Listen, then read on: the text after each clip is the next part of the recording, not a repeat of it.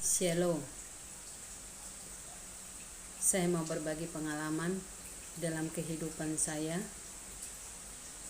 bahwa saya pernah mengalami kegagalan dalam kehidupan saya yang membuat saya masuk ke dalam titik terendah atau dalam keadaan yang tersulit, bahkan saya di titik minus.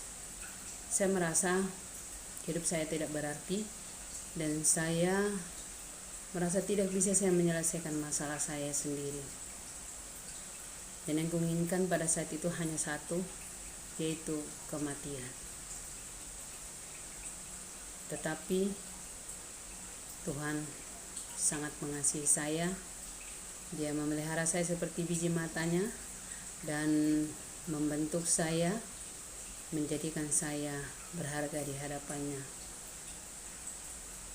Ada 7 langkah yang saya alami untuk bangkit dari kesemuanya itu hingga aku boleh saat ini memasuki umur saya yang ke-50 tahun.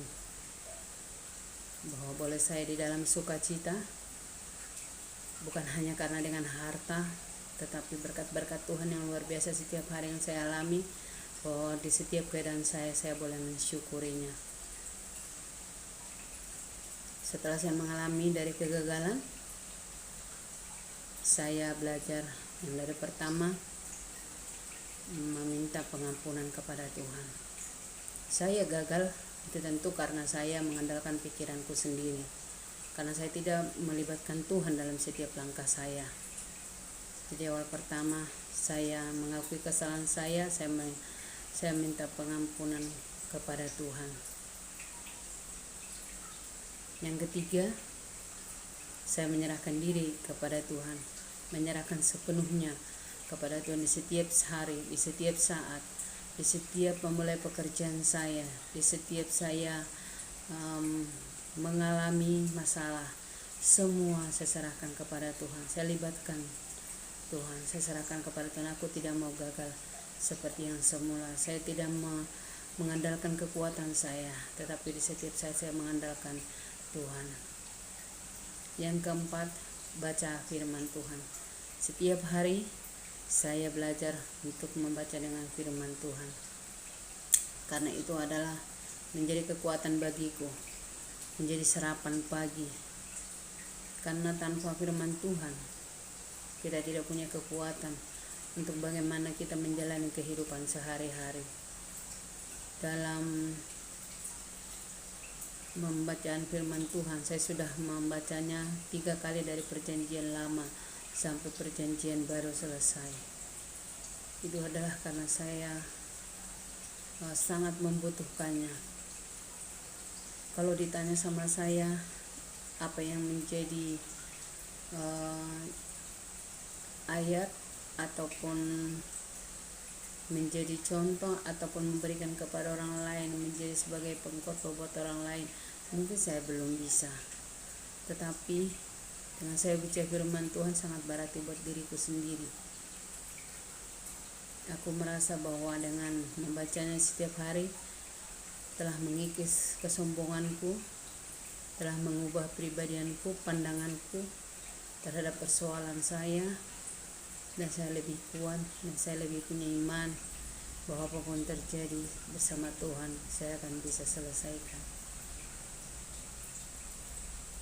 Yang kelima, taat dan setia. Taat dan setia kepada Tuhan harus kita lakukan. Roh Kudus telah Tuhan berikan kepada kita masing-masing, dan Roh Kudus itu akan terus menuntun kita di setiap saat, setiap keadaan. Terkadang suara hati atau Roh Kudus yang diberikan kepada kita sudah menyatakan suatu kebenaran, tapi kadang kita merasa tidak masuk akal atau tidak mungkin. Kita sering melanggarnya, kita sering mengabaikannya. Tetapi dengan Roh Kudus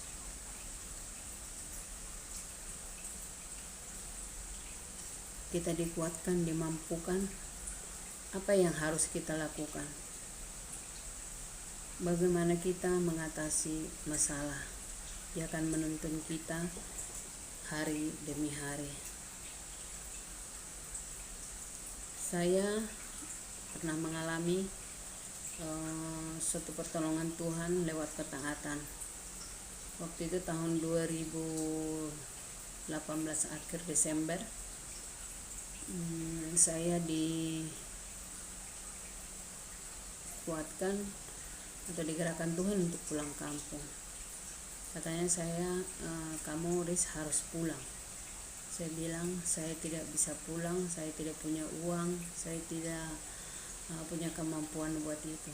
Tetapi Tuhan semakin dekat ke akhir tahun, saya semakin dikuatkan, bilang kamu harus pulang. Dan memang saya benar-benar pulang pada saat itu. Saya berdoa kepada Tuhan, bagaimana saya melewatinya semuanya, apa yang harus saya lakukan, apa yang harus saya perbuat. Tetapi jika Engkau Tuhan yang menuntun saya, Engkau yang berkata kepada saya, Tuhan pasti berikan aku jalan. Waktu itu sampai detik terakhir, saya kalau nggak salah itu pulang tanggal 28. Tanggal 27 saya belum punya apa-apa mau pulang.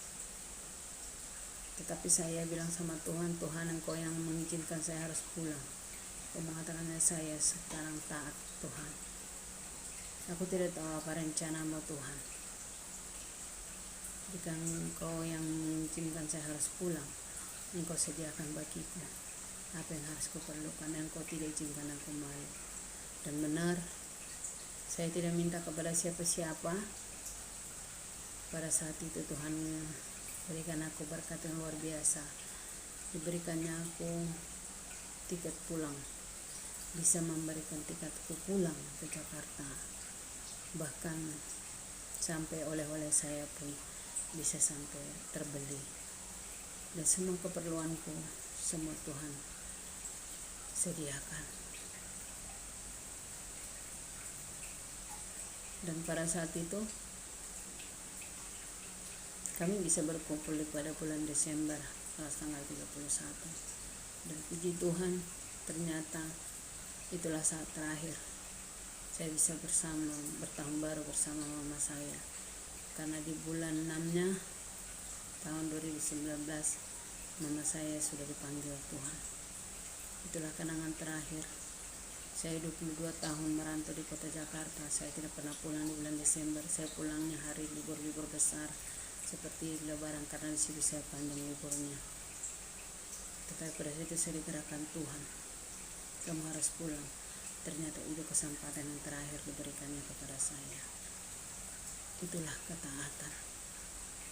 Terkadang tidak masuk akal dalam pikiran kita, tetapi itu justru kalau kita melakukannya menjadi berkat, menjadi kekuatan, menjadi kemuliaan buat Tuhan juga. Yang keenam, menjalin hubungan yang akrab dengan Tuhan. Menjalin hubungan dengan akrab dengan Tuhan itu menjadi suatu nilai plus, nilai tambah. Seperti anak dengan orang tuanya. Anak diam, taat kepada orang tuanya, taat dan setia. Ketika orang tuanya berkata, engkau pergi kuliah, dia pergi kuliah. Engkau pulang jam 4, dia pulang jam 4. Kamu pergi ke pasar, dia pergi ke pasar. Itu namanya taat dan setia. Tetapi menjalin hubungan yang akrab, berarti si anak harus melakukan respon yang baik. Responnya seperti apa? Mungkin ketika mamanya dia di dalam kesakitan, dia menemani. Mungkin dalam hal ada keperluan, aku bertanya tentang kabar, apa kabarmu ma? Mungkin hanya mendengar keluhan-keluhan, ataupun hanya teman berbicara. Itu namanya menjalin hubungan akrab. Begitulah kita dengan Tuhan.